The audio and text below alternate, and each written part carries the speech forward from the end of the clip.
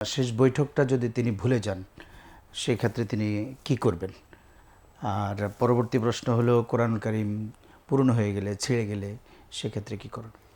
হ্যাঁ, দুটোই গুরুত্বপূর্ণ ব্যাপার। শেষ বৈঠক যদি ভুলে যান, অর্থাৎ তার এমন হয়েছে সেজদা থেকে তিনি উঠে দাঁড়িয়ে গিয়েছেন জি 3 নম্বর রাকাত ভেবে এবং ওই অবস্থায় তার মনে এসেছে, তাহলে তিনি ব্যাক করবেন। ব্যাক জি করে এসে শেষ বৈঠকটা তিনি আদায় করবেন এবং তার যে ভুলটা হলো এটার জন্য তিনি একটা সেজদায়ে সাহু, ভুলের দিবেন। সেজদা তিনি দিবেন।